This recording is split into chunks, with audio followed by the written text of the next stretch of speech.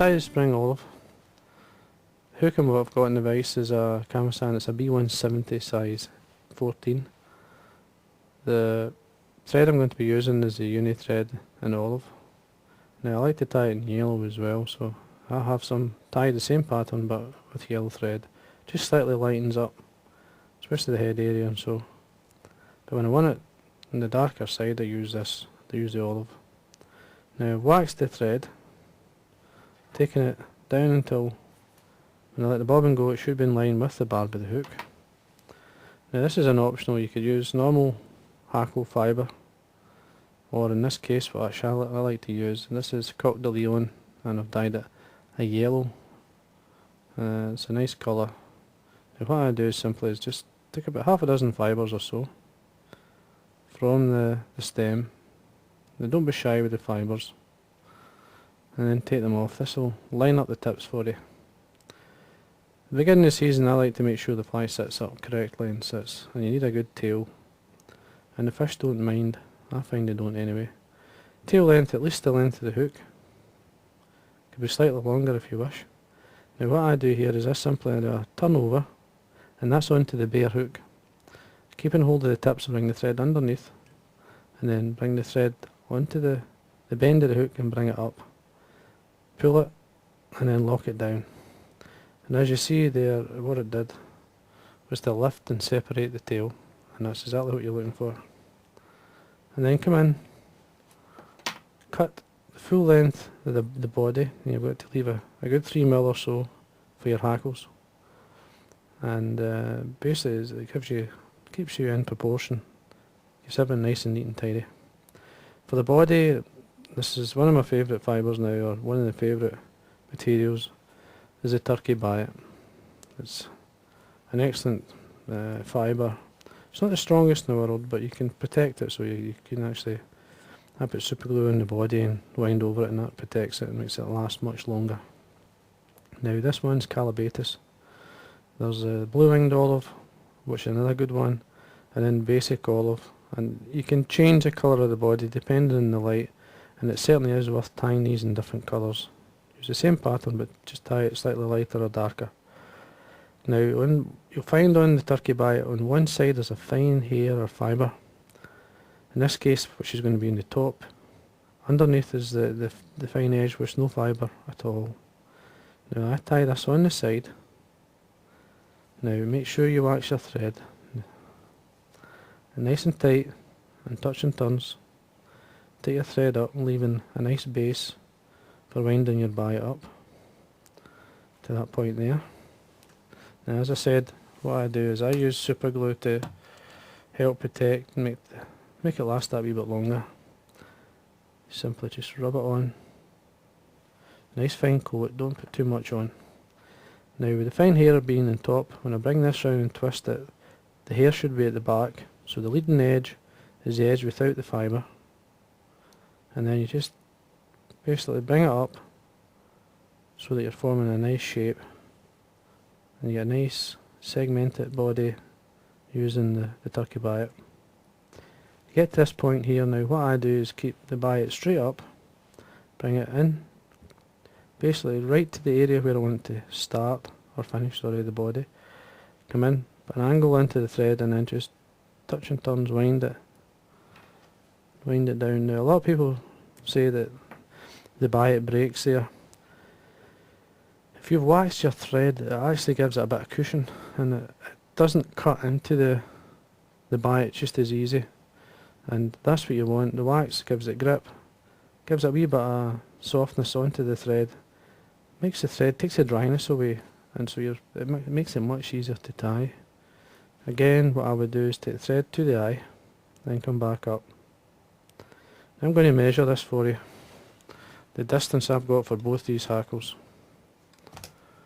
Now I've got, always in centimetres, most people recognise centimetres now. And if you look at here, I've got round about, that's 2mm of an area. So it's just slightly over 2mm. So you need that sort of area to tie in your hackles. Now the first hackle I'm going to tie on is the dyed grizzle. Now you want the inside to actually face towards, as you wind the hackle, the inside of the hackle should be facing towards the eye, and the front of the hackle should be at the back, so that you get the natural shape of the fibres going forward. When you catch this, or take away some of the fibres, catch it on the side till she turns, then get a nice hen hackle. Now, you want the hen fibres to be slightly longer than the cock hackles, or the fibres on the cock hackle, so that you've got, it gives a kind of, it's like I call these soft hackle dries. So basically what I'm doing is you're looking at a wet fly and making it float, and this cock hackle is doing that. This fly will work. If you took that away and tied this in, you'd have a nice wet fly. Now you could tie it in by the tip, which I'm going to do, or you could tie it down the bottom section. It's up to yourself. I'm just going to trim, take away the cuts or the fibres at the side, catch it on. Then again, make sure you wax your thread, gives you lots of grip. And as well, see when you wind your hackle, you'll find that your hackle doesn't slip. Now, the first thing I do is wind 2 to 3 turns of hackle behind the hen, because I want the hen to be in the centre area, and then bring it in front. Now there's about 5 or 6 turns there. Now the early season flies, don't be shy with the hackle. Unless the fish have been really fussy, then you can use a CDC version of this. That's what I usually do. Trim away the excess, and then tidy up. That's fine. And then you want to bring your hen hackle through. Now I usually like to do a turn or so on the area where I've tied it in, and then another one should be plenty. Now the reason you wouldn't wind the hen hackle first is because basically you need the hackle or the cock hackle to lift the fibres up. It makes it easier to do that. And then bring your thread to the back or close to the hackle, cross it. But I usually put a nice bend into the hackle when I tie it or catch that in.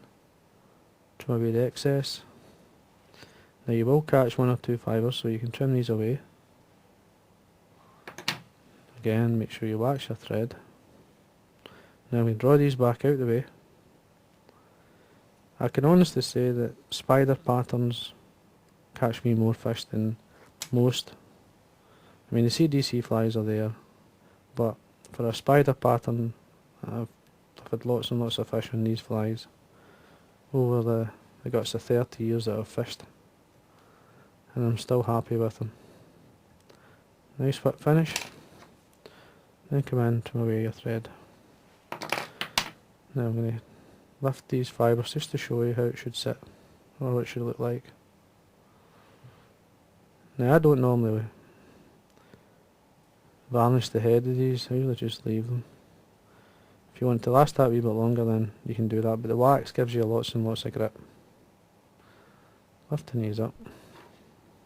You will have the odd fibre lying flat on you, but you can actually come in. Now what I do is I use it, first I'll start fishing the fly as it is just now. Now if I do find the fish are being a wee bit fussy, what I'll do is I'll lift the hackle fibres up. I'll just bring them up either side, and I use a muslin or a silicone cream to float the fly, so I use that to help lift and separate these. Now what will happen now is that will sit nice and flat on the surface and give it a better presentation, and you'll find the fish less reluctant to come. They'll come up onto it quite easy. Now you need a few of these because you will go through them. I do. And anyway, that's a good spring olive pattern. Certainly worth having in your box, or I wouldn't be tying it. And I always tie quite a few at this time of the year. And there you go.